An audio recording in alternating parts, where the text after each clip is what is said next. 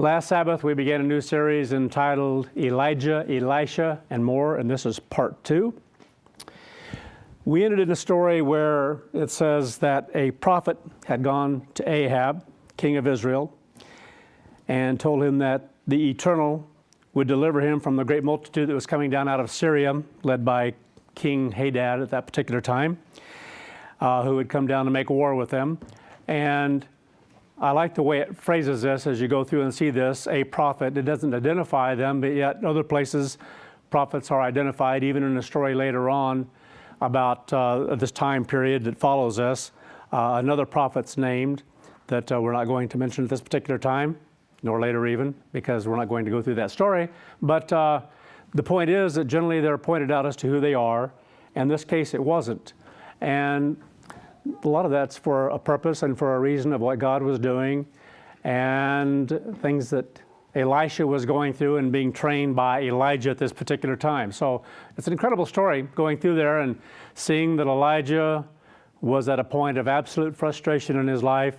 He had spent his life, and it's hard for us to relate to some of these stories, but it's understanding that in his mind at that time, what we'd call the present truth, his job, and it was his job and responsibility, was to be up in the area of Samaria, close to the capital region then of all of Israel there, in that particular region, and to preach or to teach about the Eternal in that particular part of the world, especially with the king at different times. And everything that he went through, especially there in that story before that, before he took off so disillusioned, where he offered this offering up and God took everything, the rock, the water, nothing was left. And all the other prophets of Baal were over there screaming and hollering and trying to get their God to come down and take their offering. So anyway, after seeing something like this and then seeing the people rally behind him for a short time to put to death all those prophets because they had to help, they rounded them up and got them together to kill them. And after experiencing something like that of God's intervention, of what he had done, he was still so disillusioned because even after all that had been done, people went back to their normal ways. It didn't take very long. Jezebel was out to kill him again the next day and had sent people out, and they were willing to go out and look for him. So those things are hard. Those things are hard in life when you go through various things that we go through ourselves. We live various experiences, if you will, not the same. We go through a lot of different experiences, and there are times that we have difficulties, we have hardship, and that's a part of what the story was about in the first place, as we went to James and talked about some of those kinds of things. Is anyone going through hardship, difficulty, trial that is hard to go through? And we all do from time to time. And sometimes with relatives or friends, even within the church, we experience things that aren't pleasant, especially as someone's turning away from this way of life and coming to a point of being separated from this way of life. Those things can rip apart at us inside, and they're difficult. And so here it was, he basically just went off into a totally different area, back to the area of Mount Sinai, and very despondent in that respect, very down. That's why it says in James, he was like us. It wants to make that point clear that we have problems, we go through trials, and we're to consider those who have gone before us, because it's been this way for 6,000 years. The people aren't going to listen. What a blessing that we understand that, and we understand why, unless God is drawing them. And at that time, it was just a physical people in the sense of what was being dealt with. It wasn't a spiritual people. Elijah was being dealt with on a spiritual plane, but the people weren't. And so dealing with that at that time, I can't imagine. It would have to be a hard thing to go through, especially where that's where your heart is. You see them going the direction they are, farther and farther away from God, and yet your heart is with God, and you want people to listen to that, to receive that, and they didn't. And again, we're to consider them and the things they went through in their time period, because we go through things but in a different place because we understand God has to call. So what a blessing just to have that kind of understanding. If God isn't drawing someone, calling someone, they have to wait for another time when God does begin to work with them. And for those who choose to go away, we learn from that as well, just as we did through this feast this year. People have choices, and everybody's responsible for their own choices. We want people to choose, especially those whom we love or have loved in times past, in the sense of being around them more and having a fellowship with them.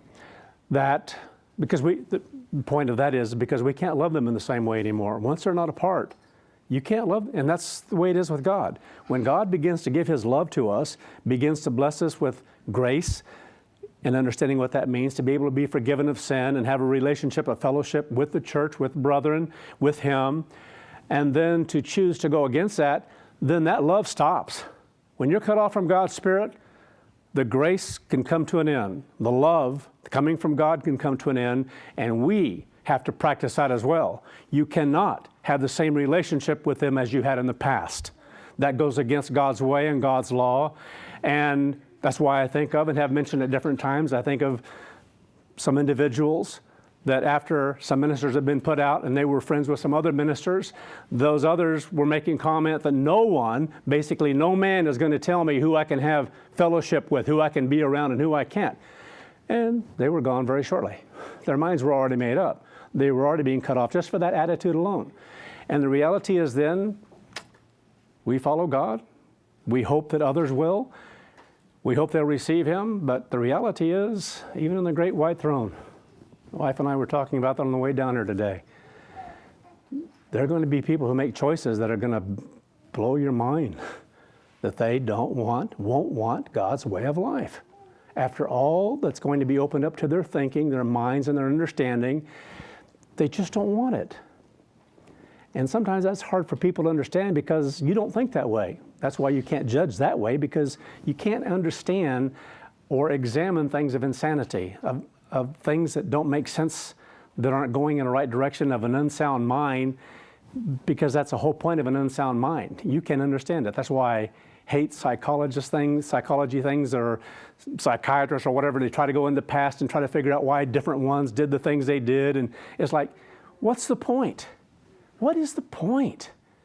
To understand an insane mind? That's their problem. They're unsound. They're never going to be right if that's what they've chosen, if that's what's in their mind, to live the kind of evil that they live. You think you're going to change them? It doesn't happen. And then even with God's Spirit, it's a battle for the mind to be changed, to be transformed. So what a blessing. Going through a story like this, we see what he was dealing with on a physical plane and despondent to it at times. And God told him basically, what are you doing here? You've got work to do. And you're going to be on a long journey. And performed another miracle. Had enough food that lasted him, what did it say, 40 days? Sustained him that long on the journey he was on? Incredible. Stories like that, of experiences like that. And he needed that. He needed that encouragement. God gave it to him. And so he got back on track on some of these things. But the point being is, we go through things. We go through hard things, but you keep fighting. And you can't let yourself become despondent. You've got to fight against that. And those are the examples. That's why they're there, to show what happened, to understand that's not a good thing to do. You've got to fight and keep fighting. So here's the story about Elijah and what he'd gone through to this point in time. And so this other prophet now, as mentions here, coming up to this story of him being sent out and saying things basically to Israel, or to the king, if you will, at that particular time, being sent on a job, on a mission, if you will, to do that. Then it's recorded that the children of Israel in this particular case, so they were told that the battle is yours, the victory is yours, and they're coming up against you, and what an incredible thing. And then you'll know that I am God. What good did that ever do? The proof was there. It was obvious if someone would look at it and be honest about it, but they didn't want his way of life. Human nature is a horrible thing. And it doesn't take long. You want things the way you want it, and you don't want someone telling you about God and what God says you're to do, and that's a lifelong thing. So it says here that the children of Israel slew 100,000 footmen from Syria in one day, and then they went back to this one area of Aphek as they were fleeing, and it was a huge walled city. And then it says, as they were there, the walls fell down, killed another 27,000 people, footmen or soldiers anyway.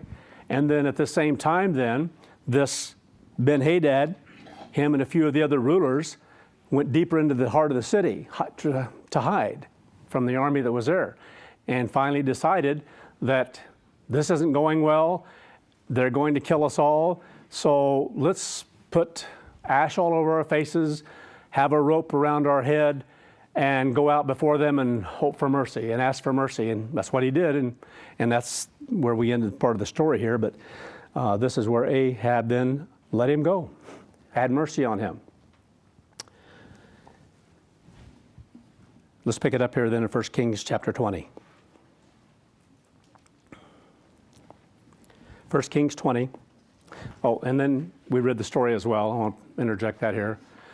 Of where the example was given of a soldier who had come along with one that was captured from the other side and asked another soldier, or told another soldier, so it shows a command here, and told him that he was to guard this individual, this one soldier, and if he let him go, that his life would basically be for letting him go. And so this is all here for a reason. You know, when God tells us to do things, we're to do it. Everybody is worthy of death. All human beings from the very beginning of time have been worthy of death. And we have to understand that God says to live a certain way of life, and if people choose not to live that way, whether they have been called or not is immaterial, that's what we're worthy of.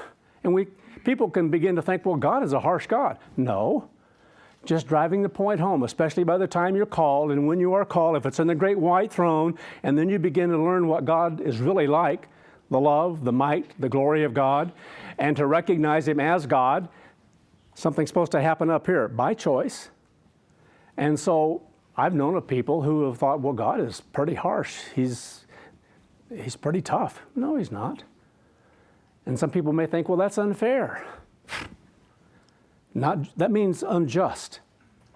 God is righteous and God is just and has a right to do with His creation what He wills, primarily because the penalty of sin is death. Started with Adam and Eve right away. They sinned. God didn't put them to death right away. He let them live out their physical life. And on it's been through history. But what we've all been worthy of, that's why when we grasp, when we're called, the blessing of being able to be forgiven of sin, it's such an awesome thing. To be able to be forgiven of all sin and not have death over us anymore, that's an awesome blessing.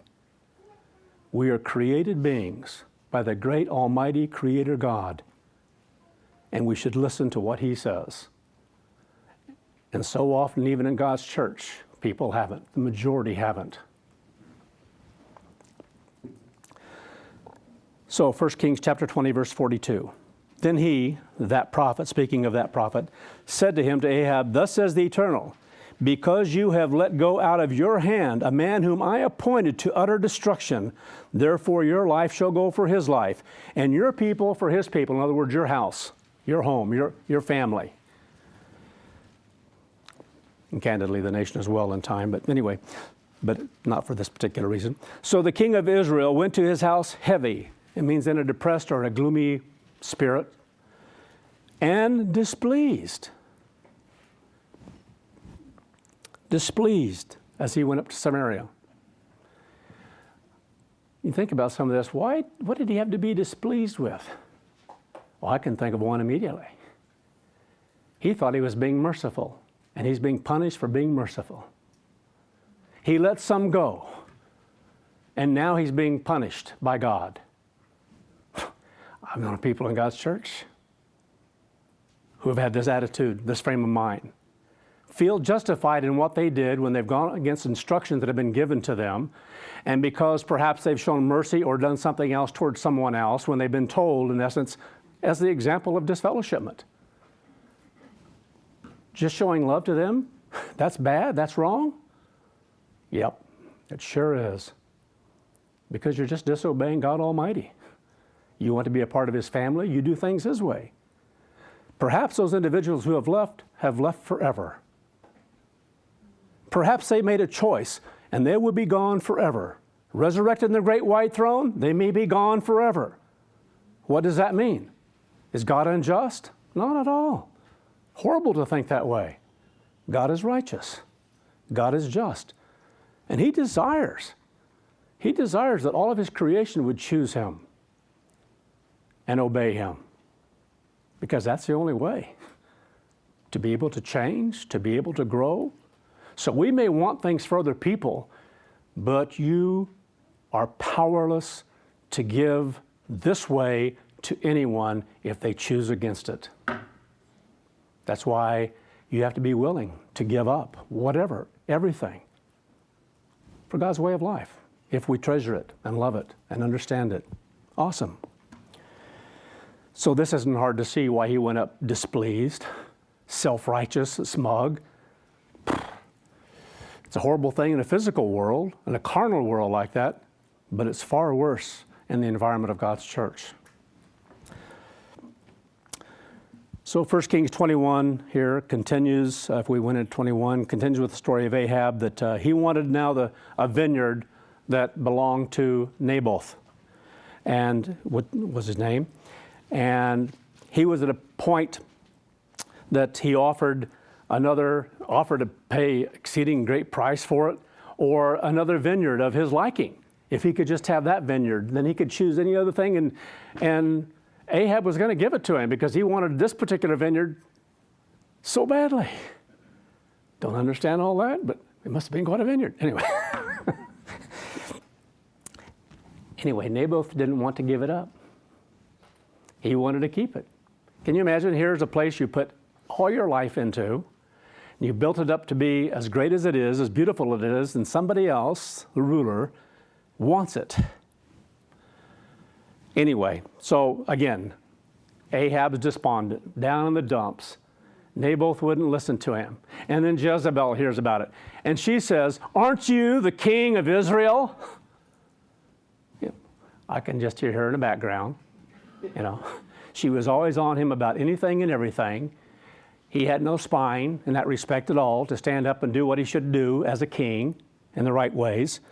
And so, again here, Jezebel said to Ahab, verse 7, 1 Kings 21, "Do you now govern the kingdom of Israel?" "Arise and eat bread and let your heart be happy." Don't be down. Be happy. He's so despondent he didn't even want to eat. So down in the dumps. "For I will get you the vineyard of Naboth, the Jezreelite." Leave it to her. He left a lot of things to her. Go out and kill Elijah. Go out and get him. Go out and find him. He's been a pain in your rear end for a long, long time. So that's the way she came at him. She was the one calling the shots. So here she is again. So she conspired to have Naboth by deception, accusation, put to death. You can read the story if you want. But picking it up then in verse 7 again here. "Then it came to pass when Ahab heard that Naboth was dead." I don't know if I got the right verse there. I'm sorry, it's verse 16. Somebody put the wrong scripture here in my notes. "Then it came to pass when Ahab heard that Naboth was dead, that Ahab rose up to go to the vineyard of Naboth the Jezreelite, to take possession of it." What a sick mind. Here all of a sudden he's so happy now he's dead, he can go down there and he can take it now and not feel bad, not feel guilty in any fashion or form. And that's what his attitude was. "Then the word of the Eternal came to Elijah the Tishbite, saying, Arise." Now here Elijah is being sent back down. What a wonderful thing. I'm sure Elijah was just elated. He's got to go up before Ahab again. Ahab, who's wanted his head, he knows Jezebel is there, and she wants him dead anyway. And this is not an easy thing. He's told, "Go up there, and you're to tell him such and such." And I'm sure this was hard. It wasn't easy. When you know your life is on the line, it's not so easy to do something. "Then the word of the Eternal came to Elijah the Tishbite, saying, Arise, go down to meet Ahab the king of Israel, who is in Samaria. Behold, he's in the vineyard of Naboth, where he has gone down to take possession of it. And you shall tell him, saying, Thus says the Eternal. So, he's doing it. Have you killed and also taken possession? Then you shall tell him, saying, Thus says the Eternal, in the place where dogs lick the blood of Naboth, shall dogs lick your blood, even yours.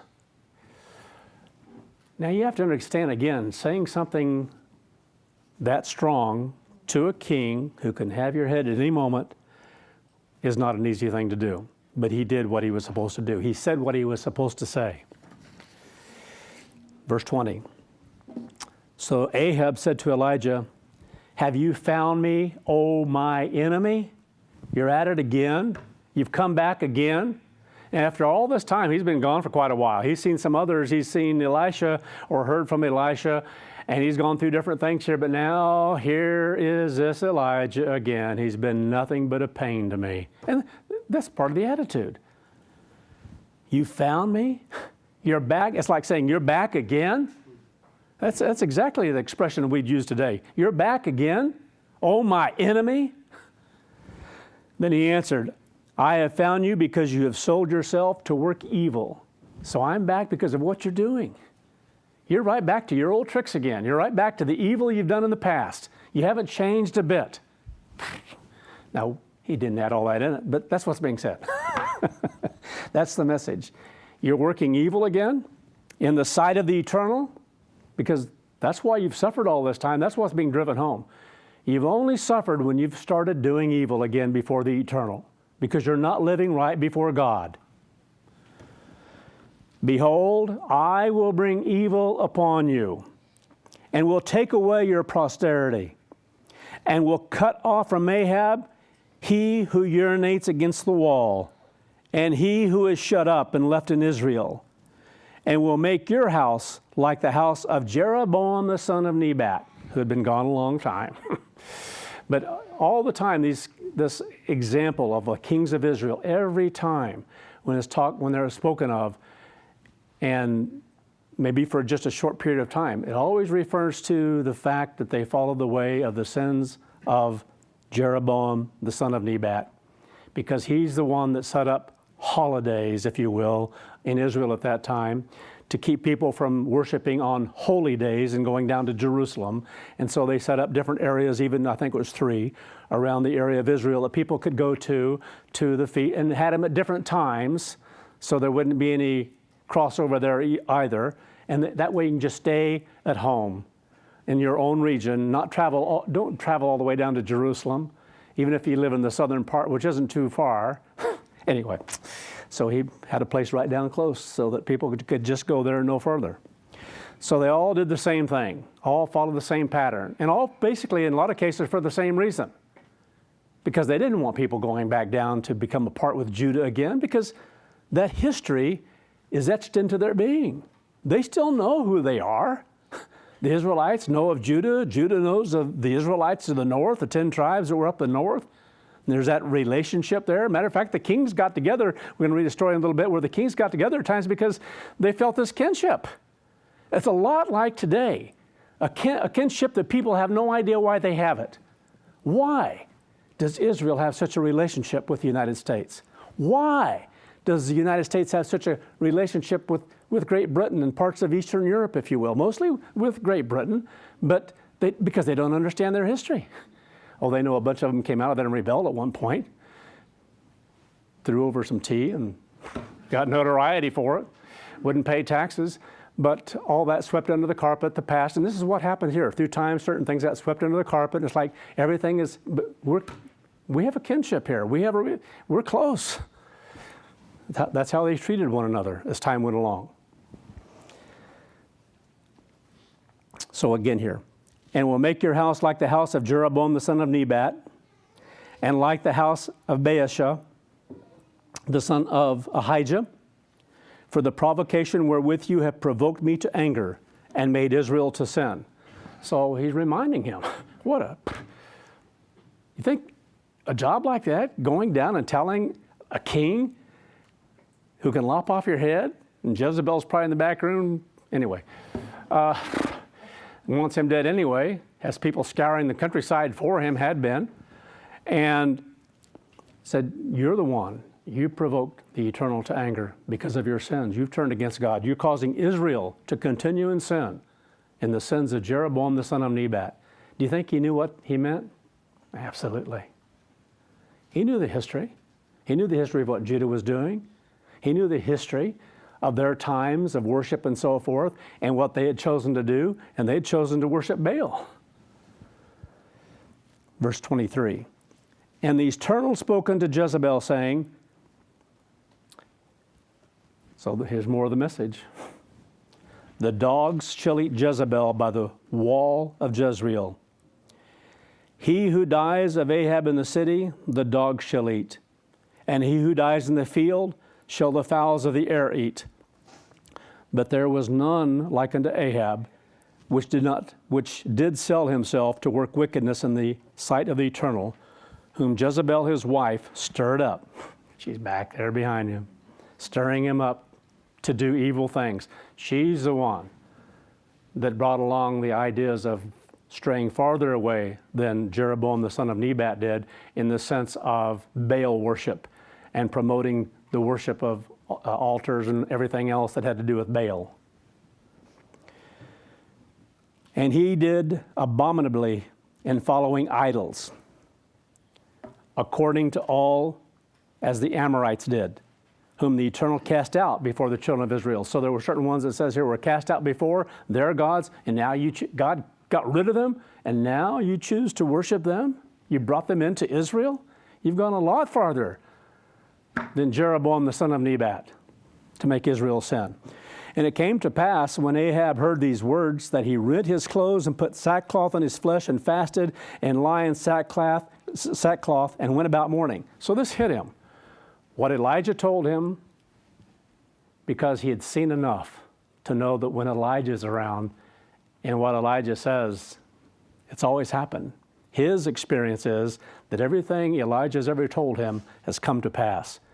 And so he believes what he's saying here about his family and what's going to come to pass with him and his wife and so forth.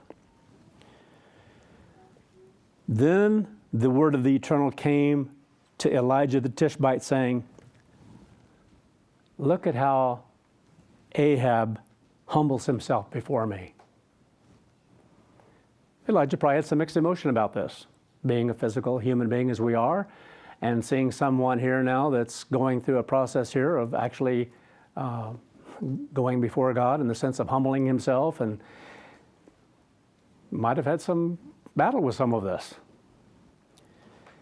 Because he humbles himself before me, I will not bring the evil in his day, but in the days of his sons, I will bring the evil upon his house. So God is going to show him mercy. Mercy is totally undeserving, but he's going to show him mercy because he's humbling himself, likely for the first time, especially to this degree, in all of his life. It had never happened before, but this time he responded to what Elijah had said. So I think of this on a physical plane. You think of something like this on a physical plane, how much more on a spiritual one for us? I mean, there's so many lessons as you go through these stories over and over again. Some we're going to go into, some we'll pass over. But again, there are things we can see of how God calls us, works with us on a spiritual plane, with them on a physical plane only.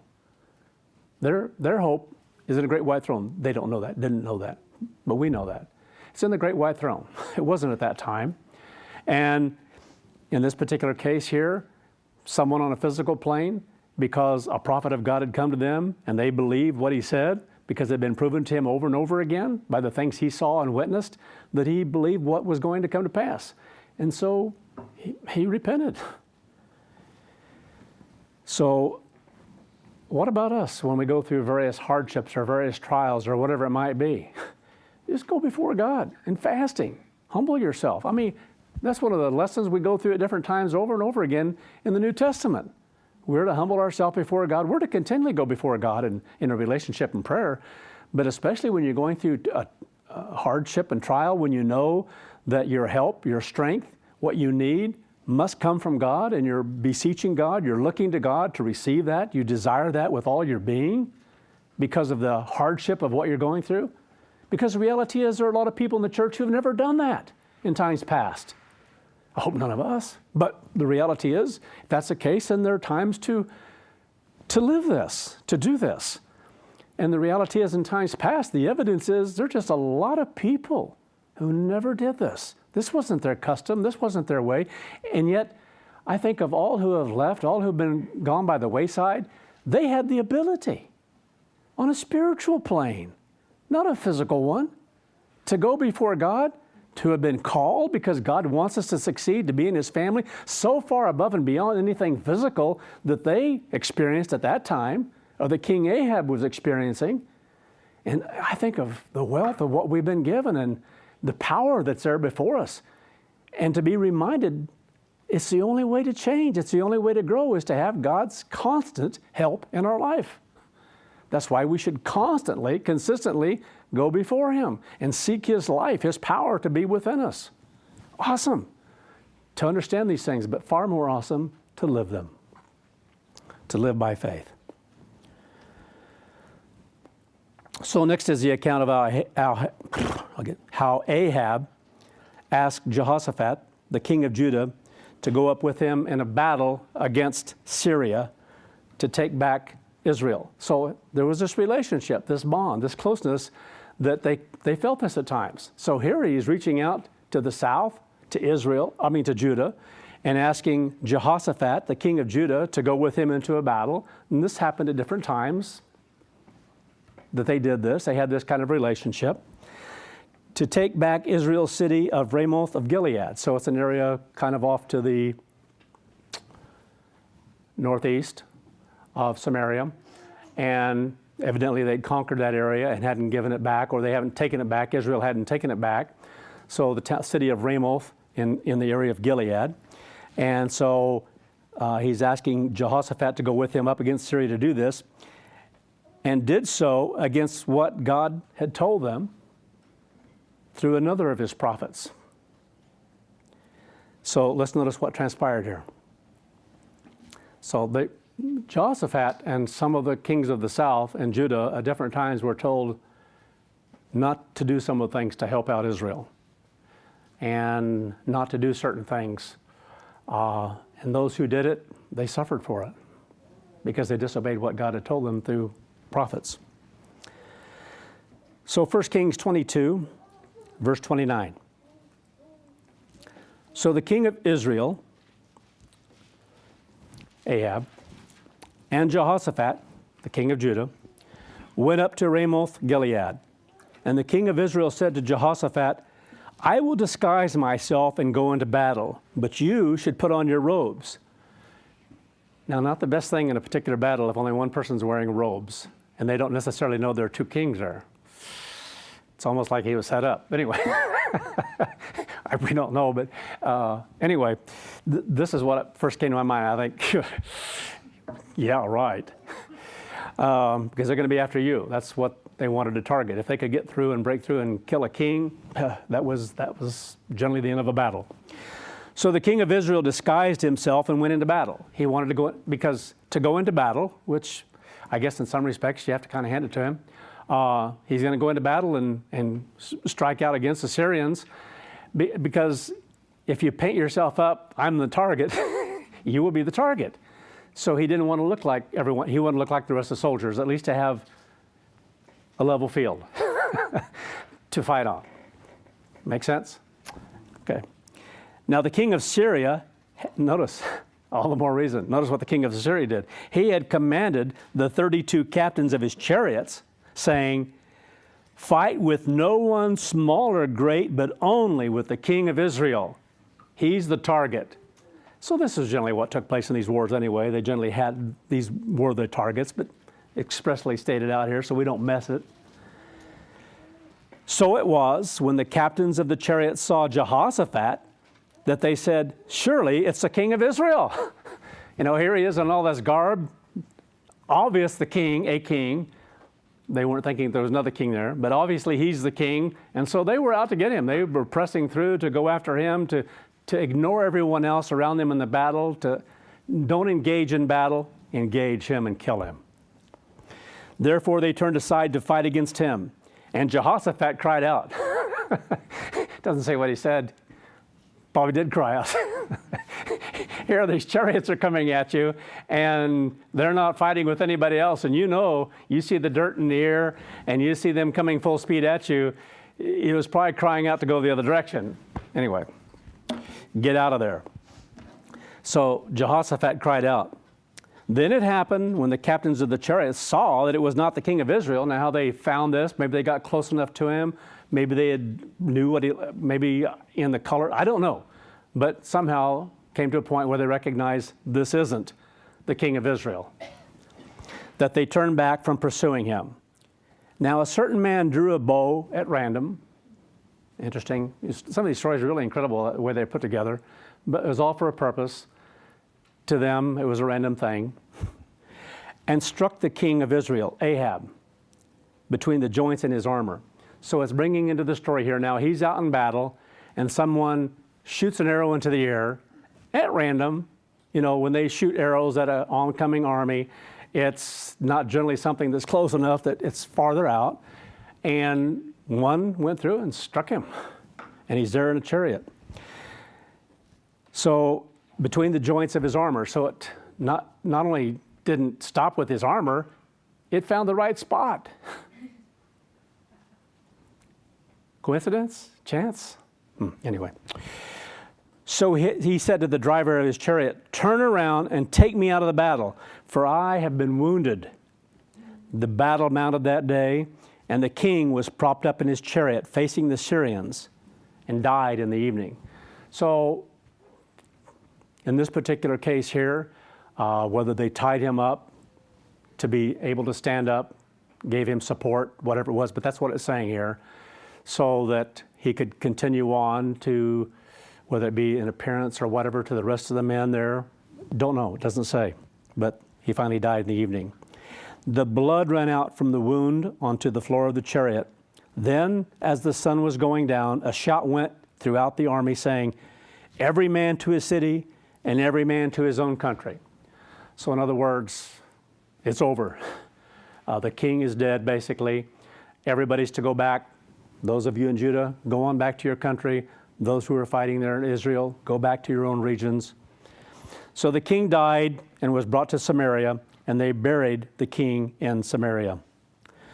Then someone washed the chariot in a pool in Samaria, and the dogs licked up his blood while the harlots bathed, according to the word of the Eternal, which he had spoken. So the things that were given to the prophet and given to him and told to him in time, these things were fulfilled. Verse 39, now the rest of the acts of Ahab and all that he did, the ivory house which he built, and all the cities which he built, are they not written in the book of the Chronicles of the kings of Israel?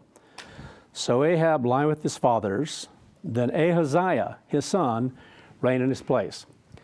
So again here, just a continuation of the rulership here, but now had gone to his son. Then dropping on down in verse 51, it says, Ahaziah, the son of Ahab, became king over Israel in Samaria in the 17th year of Jehoshaphat, king of Judah. And he reigned 2 years over Israel. So it didn't last very long, but he was there for 2 years as the king. And surprise, surprise, it says, and he did evil in the sight of the Eternal, and walked in the way of his father, and in the way of his mother, and in the way of Jeroboam the son of Nebat. So just continued on with everything that he'd seen his father had done, didn't change any of that, as it says here, who had made Israel to sin. For he served Baal. Incredible, some of these kinds of stories. And he was around. He knew what had gone on in times past. He knew exactly what happened when Elijah, because all the rulers were there. And you know that his sons were there at that time when they had all the rulers, different rulers there.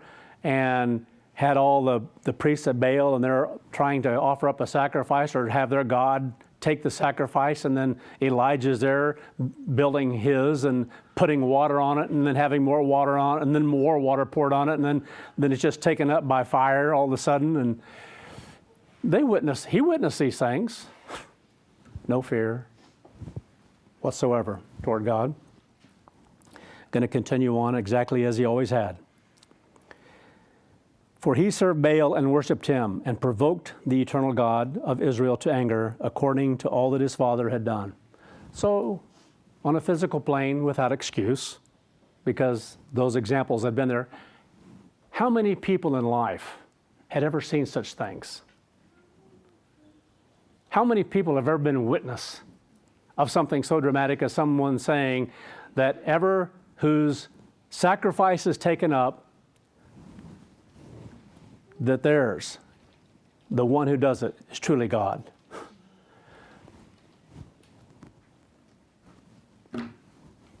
Can't see another story exactly like this. So you think, even on a physical plane, you see something like this? It's to me, it's like the insanity of the children of Israel going through the Red Sea. And they go through safely. They go through on dry ground. How is that possible? With all the carts and everything else, nothing bogged down in mud. It was dry. They were able to go right across to the other side. And then they see the Egyptians going in there, the army on chariots, and they see them consumed and get bogged down in the mud. They made it through. You think, how many people have ever witnessed such a thing? Well, a bunch of the Israelites did, who were on the other side. Not everyone. There are too many. They couldn't have all been on the shore seeing that take place. But so many did. And how long did it take? And they're murmuring and complaining already. God's brought us out here to die. Where's the water? Where's the food? Give me a break. Anyway, your head could be on a platter right now. Which is worse? So you go through stories like this and you think of all the things they've seen. Now, when I go through this, I can't help but think of things that we've seen. And sometimes we think we never would have done that. We never would have continued on in the way we were if we'd seen some of these things. And Ahaziah, seeing what he saw, knowing about Elijah, knowing things that his father had been told, he was being trained, prepared to be king. So he wasn't kept out here in some area by himself, living ever how he wanted to live. He was being molded and fashioned to take his father's place. He knew of these things. Choices. So we'll come back to this thing about the church later on. Things that we have seen that sometimes we don't esteem as much as we're supposed to, as much as we should, because they're far greater than what they experienced. 2 Kings chapter 1, going on in the story flow here now. 2 Kings now, 1, verse 1. Then Moab rebelled against Israel after the death of Ahab. This is often what took place. One king who had victory in certain battles, and God had given him some victory, and the other nations around there knew that, and so Moab knew this, and they were off to the east here, southeast of Israel, Samaria of Israel, and here they had been subject to and sent to King Ahab to pay taxes, if you will. And so that's part of the story here that's going through. But after this now, Ahab's dead, it's like, let's change this. Because they were giving a lot. So it's like, let's change this. This is our chance. Ahaziah, he's young. He doesn't know. So here's our chance to get rid of this oppression we have over us. And this is exactly how this is repeated over and over and over through time and history. Now Ahaziah fell through the lattice in his upper room in Samaria and was injured. So he sent messengers and said to them, "Go inquire of Baal-zebub, the king of Ekron," or the god of Ekron, the god of Ekron, "whether I shall recover from this injury." Hadn't learned a thing. still believe this Baal is God after what he saw. And all these priests that were out there dancing around, screaming and holler, cutting themselves and blood gushing all over the place. And after seeing all that, and then all of them put to death, and he still prefers to go to them. Why? Because of the lifestyle. You can live whatever you want to live. You can do whatever you want to do. You don't have to obey God. You don't have to have a guilty conscience. Anyway. But an angel of the Eternal said to Elijah the Tishbite, "Arise, go up to meet the messengers of the king of Samaria and say to them." So he's to meet them on the road because they have been sent up to inquire of these priests of Baal, if you will. And so Elijah is being told to meet them on the way. And so he comes to them and says to them, "Is it because there is no God in Israel that you're going to inquire of Beelzebub, the god of Ekron?" I wish I could remember what that word is. I think of, we hear the term Beelzebub, and people don't realize this is where it was. And they think of some weird things out there that have gone through history and changed and time and stories and the like. And Zebub means flies, god of flies. Now that's something you want to get behind. The god of flies. How annoying they are, and yet they want to worship. It's hard to understand.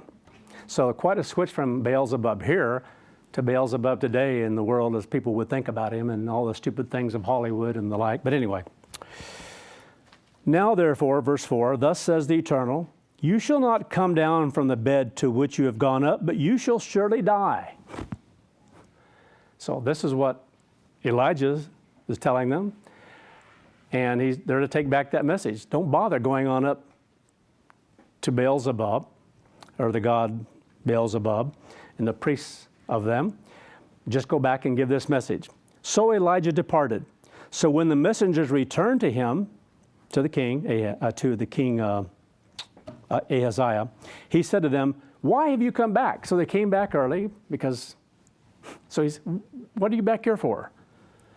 So they said to him, "A man came up to meet us and said to us, 'Go, return to the king who sent you and say to him, thus says the Eternal.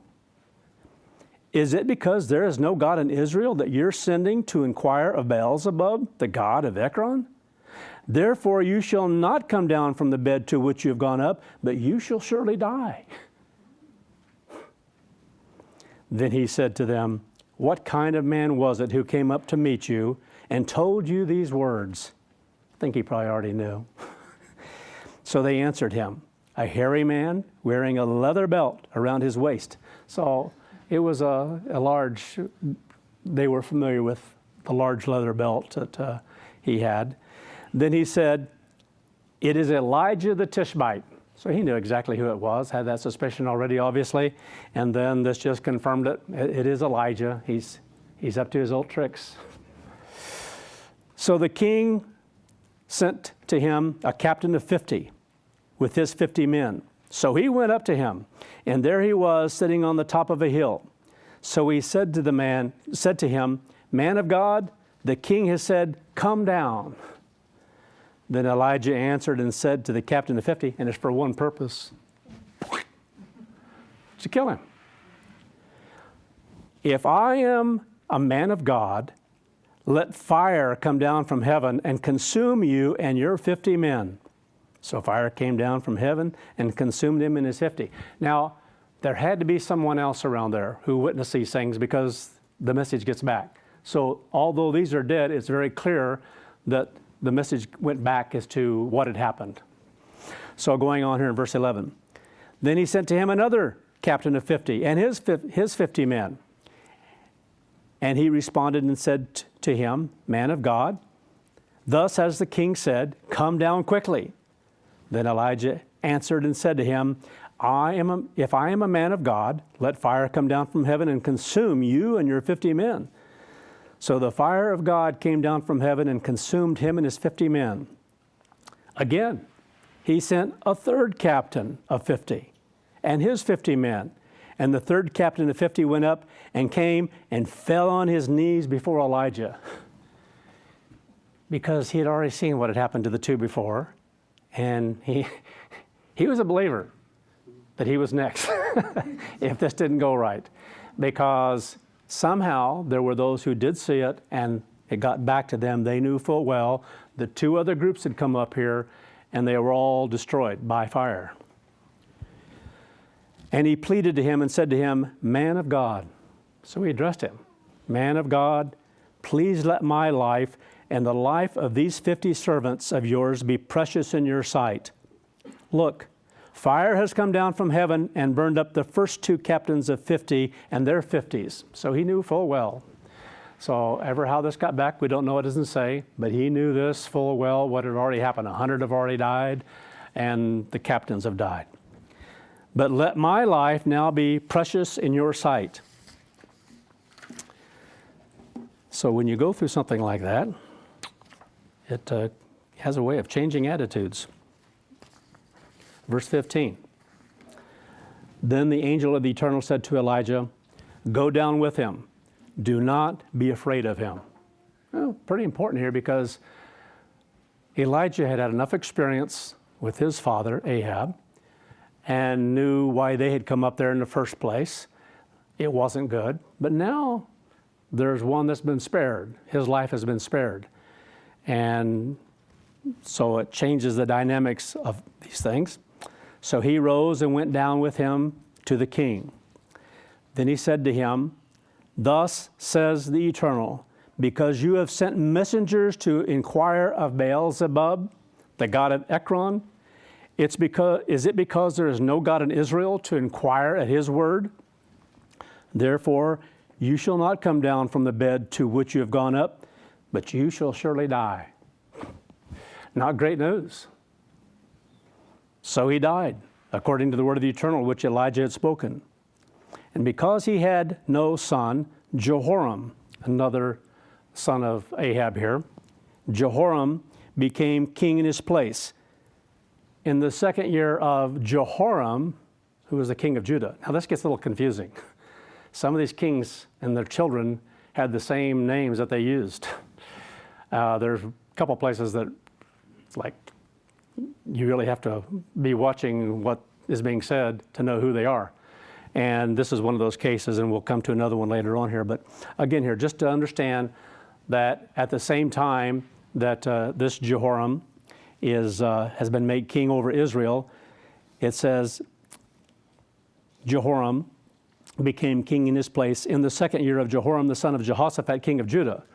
So now there's this other Jehoram now that's been king of Judah for 2 years to this point in time, and he's being made king over Israel. Now the rest of the acts of Ahaziah which he did, are they not written in the book of the Chronicles of the Kings of Israel? So again here, after Ahab's death, Ahaziah reigned 2 years.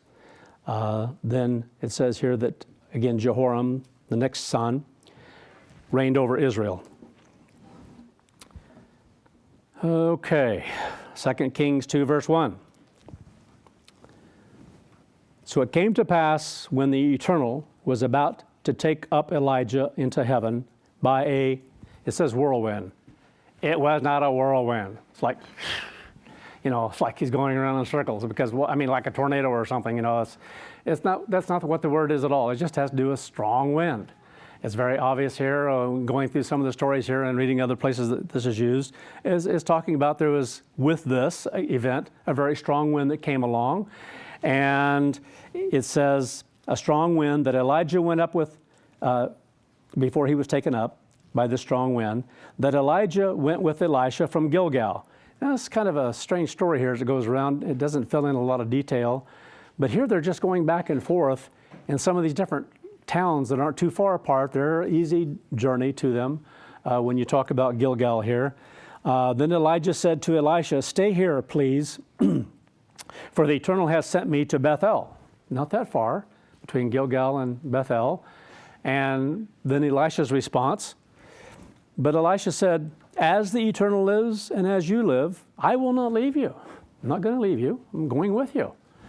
So why this conversation goes on like this, not really sure. But it goes on quite a lot here. So they went down to Bethel, which is north of Jerusalem a ways. It's not that far. It's that same region where Jacob had a dream, if you remember, the ladder, the stairway, if you will, to heaven. So this is that same area where the angels were descending on it. So it had great significance to them, the area of Bethel. And so he's going to Bethel. Now the sons of the prophets who were at Bethel came out to Elisha. So there are different ones mentioned here that were prophets. Don't know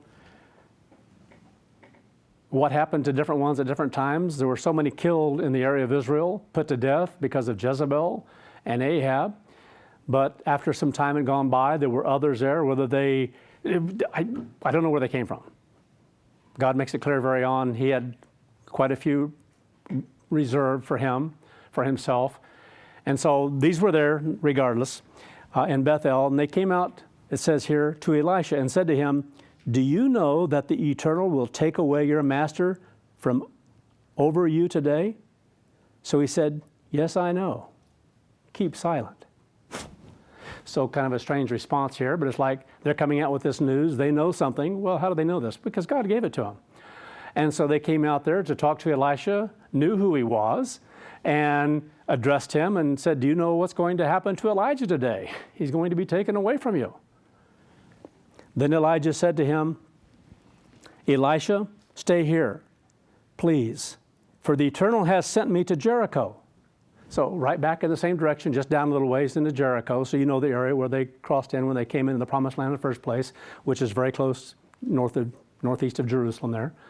And Bethel a little bit farther to the west, and Gilgal off to the east there. But all these areas really close to zigzagging back and forth.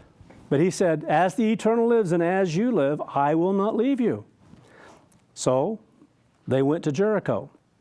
Now the sons of the prophets who were at Jericho came to Elisha and said to him, do you know that the Eternal will take away your master from over you today? So he answered, yes, I know. Keep silent. It's akin to saying, shut your mouth. Keep silent. Say no more. Anyway, then Elijah said to him, stay here, please, for the Eternal has sent me on to the Jordan. But he said, so we're talking about the river there.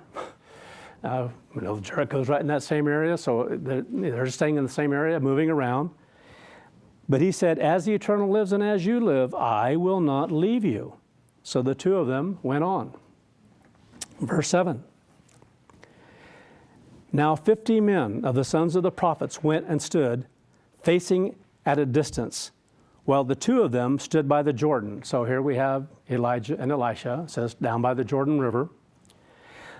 Then Elijah took a mantle, so this that he was wearing, that was recognizable by everyone who ever saw him, took the mantle, rolled up, struck the water, and it was divided this way and that way. So in other words, it's just like what happened to Israel when they came into the Promised Land, and the ark on one side, and they came down to the water, and the water parted on one end in this particular case. Stopped the waters up farther up so that they wouldn't continue to come down, and the Israelites came on into that area of the Promised Land. But in this case here, it's saying basically the water just divided on one side and on the other. Don't understand it, what took place, but this is what it's saying. So the water was moved aside for both of them, this way and that way, so that the two of them crossed over on dry ground. Here we go again. God showing He's with them. Oh, what an incredible thing. When we receive that kind of encouragement from God and things we go through, they'd gone through a lot. God was going to show them a whole lot more right now on this particular day of something that was very important to the flow of history, if you will, to the flow of stories that God wanted recorded. You have to understand there are so many things that have happened through time that God has planned long, long before things to come to pass. The children of Israel crossing the Red Sea. It wasn't just decided at the last minute and somehow they found themselves down in Egypt for as long as they did. That was all decided a long, long time ago. It's like this great big blueprint page after page. I don't know how many of you have ever seen some huge construction project or building projects and all the different kind of blueprints that go with electrical, plumbing, structure, basic structure, and on it goes, and one page after another, just huge. God's so far beyond that of things that he has mapped out through time, planned out through time, and he brings them to pass. And they're to be written about, they're to be recorded. You know, not just happening to deal with things as they come along. Well, what am I going to do now? God has it all planned out. He knows. So what an awesome thing to be led, guided, and directed through this maze of time. And if we follow God, obey God, awesome. And that's left to us. So they crossed over on dry ground. Then it was, when they had crossed over, that Elijah said to Elisha, "Ask, what may I do for you before I am taken away from you?" He knew he was going to be taken away. Those prophets that came out of the city, they knew it. And it's like almost to the point of, do you know it, Elisha? Do you know it, Elijah? You know, they want like, better go tell Elijah. No, he already knew. Well, you don't have to bother with that because he already knows. So what may I do for you before I'm taken away from you? Elisha said, "Please let a double portion of your spirit be upon me." Awesome. What a thing to ask for. After everything he had seen and saw how God was working with him, and to ask for something like that. So he said, "You have asked a hard thing." In other words, like, I can't give that to you. I can't grant that. So this is what he says. "If you see me when I am taken from you, it shall be so for you, but if not, it will not be so." So if you see me taken up from you, you're going to be given the double portion. If not, so this is something that God has to reveal as to whether you see it or not. Then it happened, as they continued on and talked, then suddenly a chariot of fire appeared with horses of fire. Not something physical, something of spirit power, but God let him see it. Chariot, the horses, and so forth. So he was going to be given what he asked for. This is the point of all this. God let him see it. And separated the two of them. And Elijah went up in a strong wind into the heaven, and Elisha saw it. And he cried out, every time I read this, I have a hard time. My father, my father." Whew. Don't know why, but it does.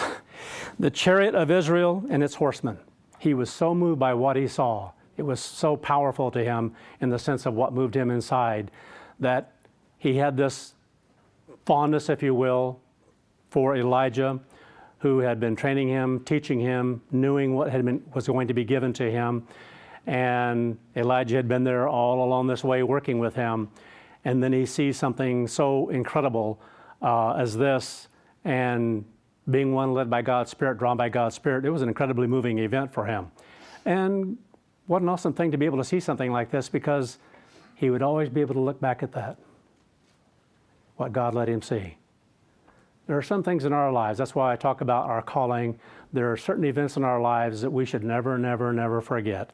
When you recognize that this is not normal, and I've said it so many times, we all have different experiences, we have different things that happen to us in life, but to come to be able to see what is true, not because we figured it out, but because we knew there was that time or a period of time where God was revealing to us things that others in the world can't see.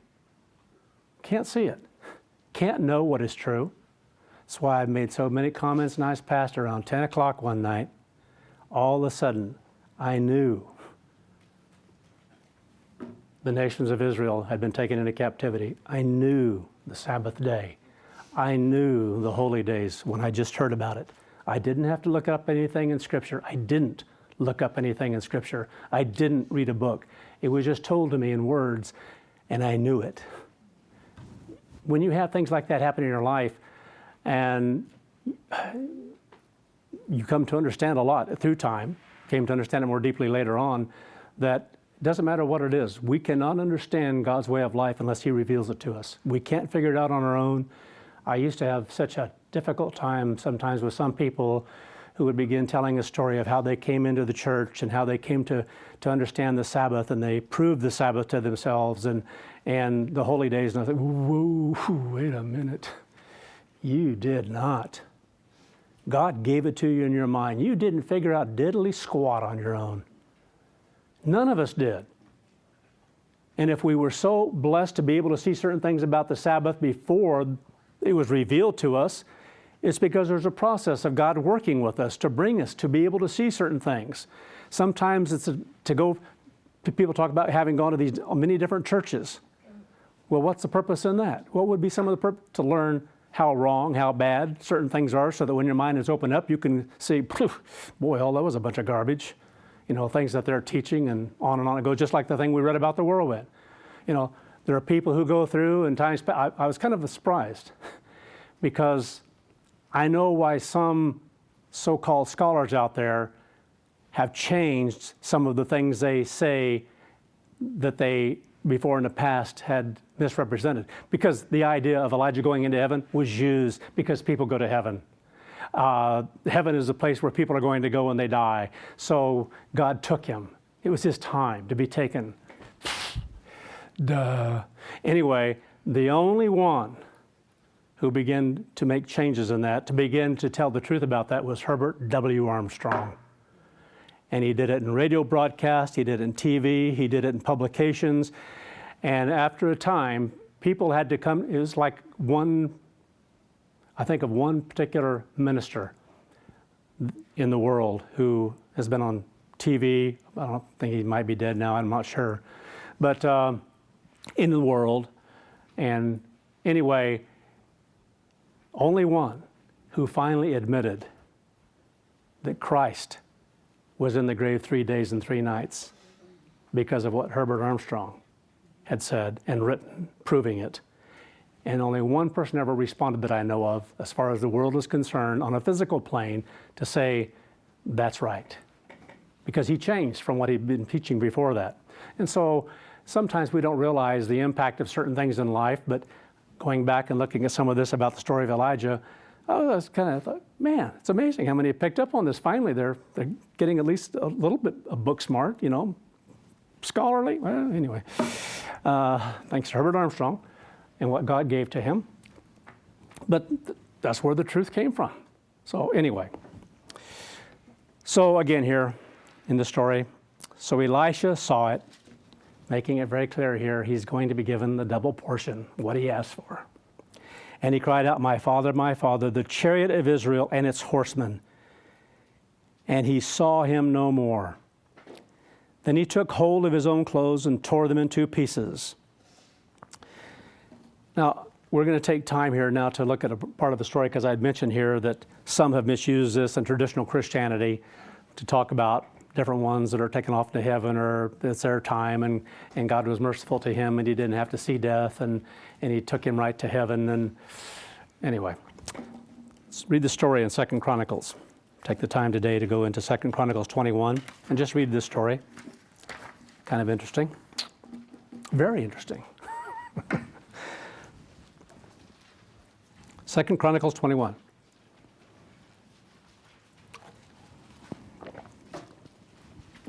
Now we're going back. No, coming up to the time of Jehoram. King of Judah. So it's talking about Jehoshaphat, king of Judah. It says slept with his father, so he had died. So we'd already mentioned how Jehoram, his son, took his place. It says, and was buried with his fathers in the city of David. So this is in Jerusalem. And Jehoram, his son, reigned in his stead. He had brothers, the son of Jehoshaphat, Azariah, Jehiel, Zechariah, and Azariah. You notice it's kind of mentioned twice there. One had 2 names, but anyway. And Michael, and Shaphathiah. Shaphathiah? I don't even know how to pronounce that. I have no foggiest idea. Anyway, all these the sons of Jehoshaphat, king of Israel. Their father gave them great gifts of silver and gold and precious things, and fenced cities in Judah. But the kingdom he gave to Jehoram, because he was the firstborn. Now, when Jehoram was raised up to the kingdom of his father, he strengthened himself and slew all of his brothers with the sword, except one. So the other brothers mentioned here before, and also of the princes of Israel. So again here, if anybody's a threat to ensure your longevity, it's amazing how many through time have done things like this. You go back through some of the things that have happened with kings in Europe, England, and so forth. Jehoram was 32 years old when he began to reign, and he reigned 8 years in Jerusalem. He walked in the way of the kings of Israel. Not a good thing. So here he is in Judah, but he's walking in the ways of the kings of Israel. So it's already letting you know, and it goes on to say, like as did the house of that Ahab did. So again, this is Israel. For he had a daughter of Ahab to wife. Oh, isn't this great? So here already, several strikes against him, and he's listening to her. What influence did she have? This daughter, Jezebel. And he worked that which was evil in the eyes of the Eternal, howbeit the Eternal would not destroy the house of David. So again here, God had mercy on him through a period of time here, not long, but a period of time here. He served 8 years because of the covenant he had made, it says, with David. And as he promised to give a light to him and to his sons forever. So again here, just because people go in certain directions, God is making it clear here, there is that which he made covenant in concerning Judah, concerning the kings that would come out of Judah in that respect, and they would reign until Christ's return. And incredible to understand some of these things. So God, because of those promises, I think of Ephraim and Manasseh, because of the promises God gave to Abraham, that there are certain things of wealth and prosperity that we've been blessed to be part of in this country, or those over there when it used to be great in history. And all because God promised he was going to give that to them, especially if you look at the end time and things that are said about the end. So going on here, verse 8, in the days the Edomites revolted from under the power of Judah and made themselves a king. So Jehoram, I think I went past part of this other story before, but this shows again here the same sort of thing that takes place. But anyway, so Jehoram went forth with princes and all his chariots with him, and he rose up by night and struck down the Edomites, which enriched him. So we'll be coming back to some of the other story about Israel a little bit later here. And it says, and the captains of the chariots. So the Edomites revolted from under the hand of Judah unto this day, meaning as these things are being gone through, it doesn't mean to this day, but to the time of the accumulation of the writing of the things that were here. The same also, Libnah revolted from under his hand, because he had forsaken the eternal God of his fathers. Moreover, he made high places in the mountains of Judah, and caused the inhabitants of Jerusalem to commit fornication, and compelled Judah also. Verse 12, then there came a writing to him from Elijah. Now, this is 4 years after he'd been taken up. And this is known because of the time of the ruling of the kings here when they ruled. And here now it says that Elijah is writing him. So Elijah in times past dealt with Israel, but now God had given him a job to write to the king of Judah, to write a letter to him. So wherever he was, we have no idea. If he's around others, we have no idea. How he sent the letter, we have no idea. But this is true. This is what took place. So there came a writing to him from Elijah the prophet, saying, thus says the eternal God of David your father. In other words, your forefather, of things that you're not living, but you have the throne because of that. Because you have not walked in the ways of Jehoshaphat your father, nor in the ways of Asa, king of Judah, but have walked in the ways of the kings of Israel. So the others, that's why they're mentioned here, gave a totally different focus for Judah and how they should live their lives in that respect. And now here's one that's going to change things. And he's following the ways of those in the north. And a lot of that because of his wife and because of surrendering to various things, which so often takes place in situations like this. And have made Judah and the inhabitants of Jerusalem to go a-whoring like the whoredoms of the house of Ahab, and also have slain your brothers. In other words, turning away from God and going to do other things and even worshiping other gods and so forth. And also have slain your brothers of your father's house. So for that as well, those who are of the lineage of David, you've killed them. So not a small thing. God's letting him know this. Which were better than yourself. He's saying they were better than you are. Behold, with a great plague, the Eternal will strike down your people and your children and your wives and all your goods. Even you will have great sickness by disease of your bowels, until your bowels fall out by reason of the sickness day by day. So he's going to suffer for a time. He has caused Judah to suffer because when people turn from God, they begin to suffer. That's the way of life. The more you turn away from God, and even on a physical plane and things like this, the more they suffered because they weren't going to receive the blessings they would receive, obviously, through a striving to obey or to live by certain principles and truths that were there as far as the history of Judah was concerned. And so this is part of the story. Moreover, the Eternal stirred up against Jehoram the spirit of the Philistines and of the Arabians. So already they're going to go through some horrible things because of this, even the whole nation, that were near the Ethiopians. They came up into Judah and broke into it and carried away all the substance that was found in the king's house, and his sons also, and his wives, so that there was not left a son to him, except Jehoahaz, the youngest of his sons. So it was Jehoahaz, Jehoahaz, the youngest of his sons. Then after all this, the Eternal struck him in his bowels with an incurable disease. So it came to pass that in the process of time, after the end of 2 years, can you imagine going through this and the way it describes this? His bowels fell out by reason of his sickness. So it was a pretty ugly thing that he went through. And that's what God wanted written. Over and over we read things in Scripture that there are things we don't comprehend, don't understand, that might seem, this is a lot. But what did he deserve from the very beginning? Death.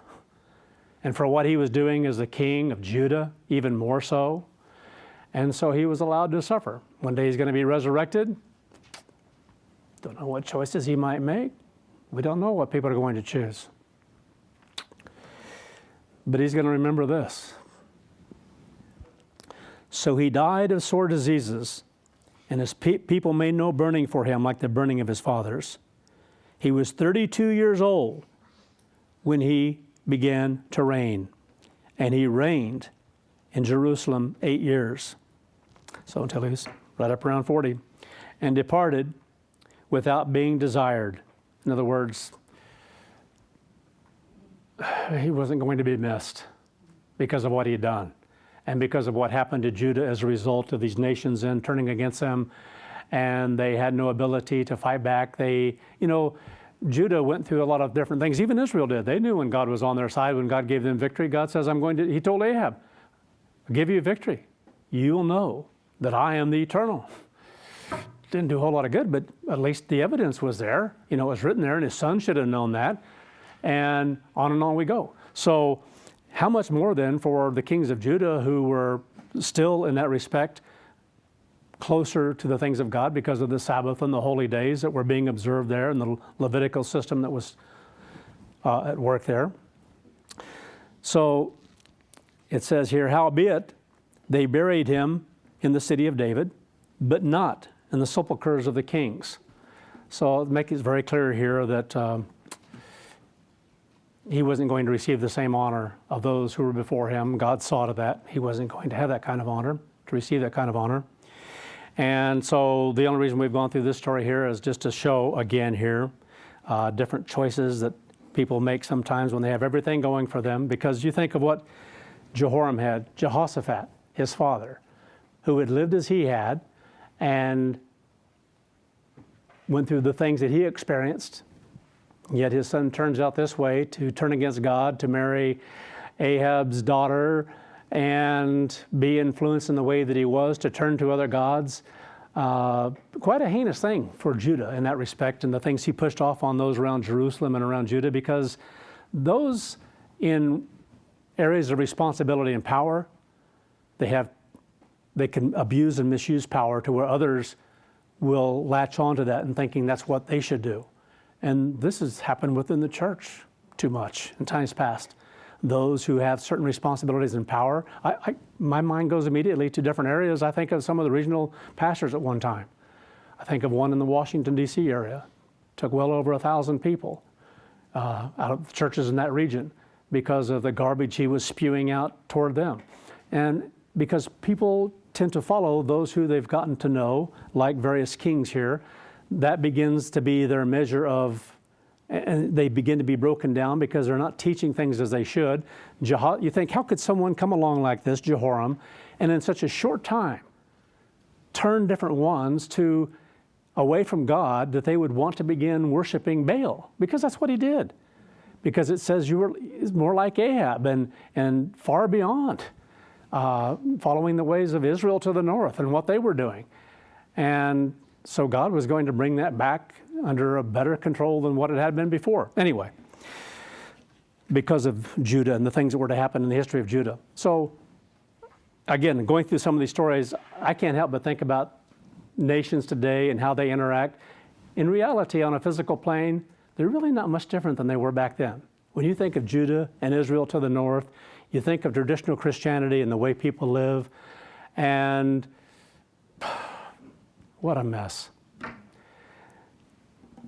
But the relationship some of them have, and they don't even understand why they have this feeling or this camaraderie with different ones to the level they do, to the point of willingness to even go to war or support in war. And that's kind of fickle nowadays, but at least at the beginning. And think of things that are coming. But anyway, I'm going to stop there today, and we'll pick up from this and go back into the flow of those things happening to Elijah and Elisha as it brought out. Next Sabbath, part 3.